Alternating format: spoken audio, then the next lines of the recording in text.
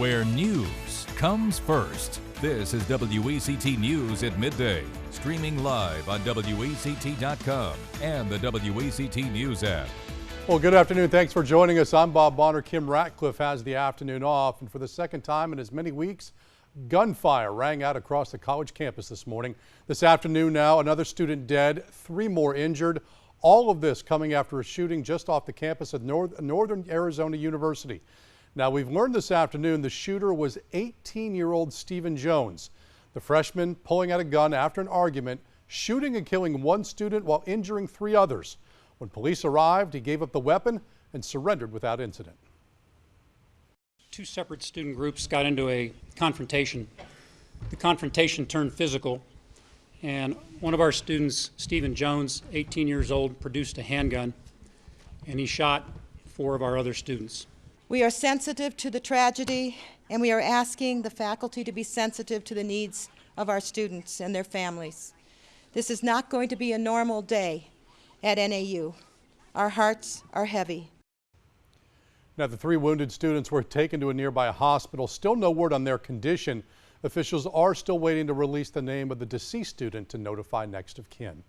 Locally, some firefighters who work hard to keep you and your family safe each and every day are padding their resumes a little bit. They can now add delivery person. Local and state fire officials are going door to door delivering hot meals to senior citizens. Now, while in their homes, officials will be testing resident smoke alarms and even replacing them if needed. They'll also be making sure the home is in compliance with other safety regulations on their checklist. It's not often that we have the opportunity to be inside people's homes, able to deliver education and make sure that they have good working smoke alarms, life-saving technology. So we take every opportunity like this that we can to be with the people that we would respond to in an emergency. And as part of Fire Prevention Week, the fire officials are also holding the Fire Expo. That'll be at Independence Mall from 4 until 8 o'clock. Another organization in our community aimed at making lives easier will have the reason to celebrate this weekend. Pause for People, making a big impact on some people in our community this weekend. That group will graduate its next class. They'll just walk with 4 legs. The organization has been training nearly 50 service dogs for the past 2 years. Now, if they pass their big test today, the dogs will be teamed up with someone who needs their help. Service dogs, like the one you see in the picture here, Kinsley, it's been partnered up with Alex, can help when it's needed most, even when a disability isn't visible to others. Some of the most powerful things are really our veterans with post-traumatic stress and TBI, and really they'll look at you and tell you that the dog has saved their life and kept them here, and that's why they're not part of the horrible veteran suicide statistics that our country is facing right now. Now, that graduation ceremony for the roughly new 50 service dogs will be held at the Wilmington Convention Center from 1 until 4 o'clock. A local bar you may have been to a time or two will be featured in an upcoming film premiering this weekend. The Trailer Bar in Surf City isn't just featured as the book club meeting spot for the friends in the movie. It's also in the title. The Trailer Bar Book Club is a romantic comedy about 3 women who learn life can be much more exciting than anything they read in a book. That movie premieres at the bar this Saturday at 2 o'clock. All right, 12:03 lunch hour forecast. Here's a look at the Thomas Rhodes Bridge on Highway 421. Everything moving along smoothly this afternoon. A couple bugs out there, but hey, not too bad. A whole bunch of sunshine across the region. That's allowed for temperatures to warm up nicely on into the mid and upper 70s. 78 degrees Fayetteville as well as Wilmington.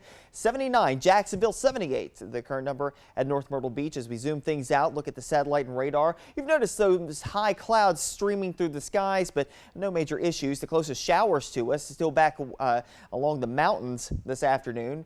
And that's likely where they're going to stay through the rest of today. Now, tomorrow, different story. We're going to have more showers in the forecast. Highs today generally getting up into the low 80s before it's all said and done. And also the chance for the clouds to thicken up just a little bit. And like I said, a rain chance is low right now. But by tomorrow, rain chances do spike, and you'll notice maybe a 1/4 of an inch to maybe 3/4 of an inch of rain. At the worst, an inch of rain in some locations, primarily into southern portions of the area, southern Brunswick, southern Columbus County, places that really don't need any more rain.